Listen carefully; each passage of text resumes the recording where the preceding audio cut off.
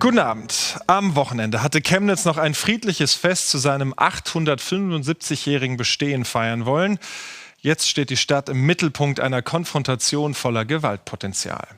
Nachdem in der Nacht zum Sonntag ein 35-Jähriger erstochen worden war und gestern spontan rechtsextreme Gruppierungen durch die Innenstadt zogen und offenbar Ausländer attackierten, folgte heute ein Haftbefehl gegen 2 Tatverdächtige, einen Syrer und einen Iraker. Doch beruhigt hat das die Lage nicht. Im Gegenteil. Am Abend gab es wieder Demonstrationen. Auf der einen Seite die rechte Bewegung Pro Chemnitz, darunter Rechtsextreme und Neonazis. Auf der anderen das Bündnis Chemnitz Nazifrei. Es kam zu Ausschreitungen. Laut Polizei gab es 2 Verletzte. Über eine Stadt im Ausnahmezustand, Nadja Storz. Chemnitz' berühmtester Kopf. Schweigend blickt Karl Marx auf die Innenstadt. Um ihn herum hunderte Demonstranten. Aufgerufen dazu hat das rechtspopulistische Bündnis Pro Chemnitz. Doch nicht jeder, der hier steht, möchte sich den Rechten zuordnen. Wir sind gekommen, weil uns ärgert, was in unserer Stadt passiert, sagen viele. Ich bezeichne mich nicht als Mob und ich möchte auch von niemand als Mob hingestellt werden, obwohl ich hier stehe. Da gibt's jeden Abend hier Ärger. Da treffen Gruppen aufeinander. Ich will nicht sagen, dass es nur die Ausländer sind. Es gibt nur genug, die provozieren. Aber hier ist jeden Abend, man kann, wenn man mal fortgehen will, nicht mehr in die Stadt gehen, ohne Angst zu haben, dass dann irgendwas passiert.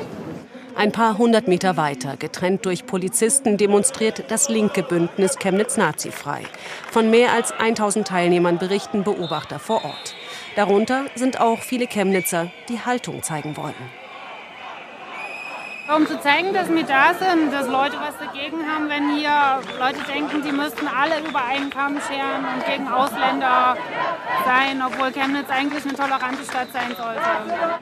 Die Demonstrationen heute Abend sind eine Reaktion auf gestern. Am Rande des Stadtfestes war am Sonntagmorgen ein 35-Jähriger erstochen worden. 2 weitere Personen wurden verletzt. Wie es genau dazu kam, ist noch unklar. Die Staatsanwaltschaft bestätigte, ein Syrer und ein Iraker stehen unter dringendem Tatverdacht, den Mann attackiert zu haben. Sie wurden am Nachmittag festgenommen. Das Stadtfest wurde aus Sicherheitsgründen abgesagt. Ruhig blieb der Sonntag in Chemnitz dennoch nicht. Im Netz hatten erst die AfD und danach rechtsextreme Gruppierungen zu Protesten aufgerufen. 800 Menschen folgten, die Stimmung aufgeheizt. Das ist unser Land! Amateurvideos im Netz zeigen Personen, die Menschen anderer Hautfarbe jagen. Jagdszenen auf Chemnitz Straßen. Eindeutig die Reaktion der Bundesregierung. Solche Zusammenrottungen, Hetzjagden auf Menschen anderen Aussehens, anderer Herkunft oder der Versuch, Hass auf den Straßen zu verbreiten, das nehmen wir nicht hin. Das hat bei uns in unseren Städten keinen Platz. Und das kann ich für die Bundesregierung sagen, dass wir das auf das Schärfste verurteilen. Am Nachmittag reagiert auch Sachsens Ministerpräsident Kretschmer per Twitter. Es ist widerlich, wie Rechtsextreme im Netz Stimmung machen und zur Gewalt aufrufen. Wir lassen nicht zu, dass das Bild unseres Landes durch Chaoten beschädigt wird. Die sächsische Linke sieht die Regierung in der Verantwortung. Wir müssen ja leider zur Kenntnis nehmen, dass Sachsen tatsächlich eine leider Tradition hat, was solche rechten Überfälle betrifft. Da ist jetzt Chemnitz ein weiterer neuer leider Höhepunkt.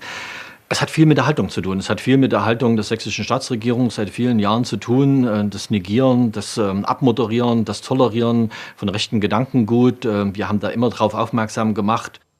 Für Diskussionen sorgte die Nachricht des AfD-Bundestagsabgeordneten Frohnmaier. Der twitterte gestern Abend, wenn der Staat die Bürger nicht mehr schützen kann, gehen die Menschen auf die Straße und schützen sich selber. Ganz einfach. Heute ist es Bürgerpflicht, die todbringende Messermigration zu stoppen. Inzwischen ruderte die AfD zurück.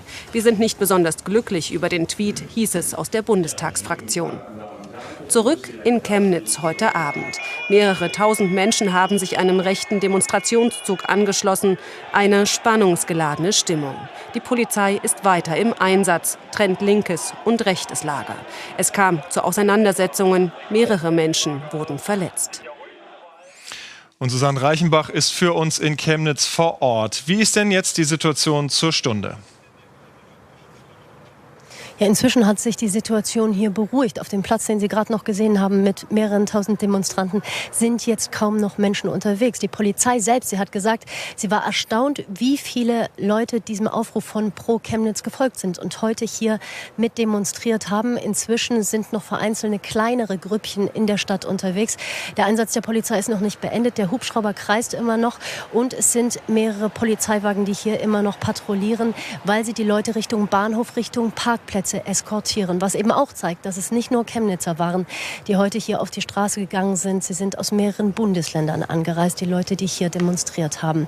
Die Bilanz des Abends sind 2 verletzte Demonstranten. Auf Seiten der Polizei soll es keine Verletzten geben. Susanne Reichenbach, vielen Dank für die aktuellen Eindrücke aus Chemnitz.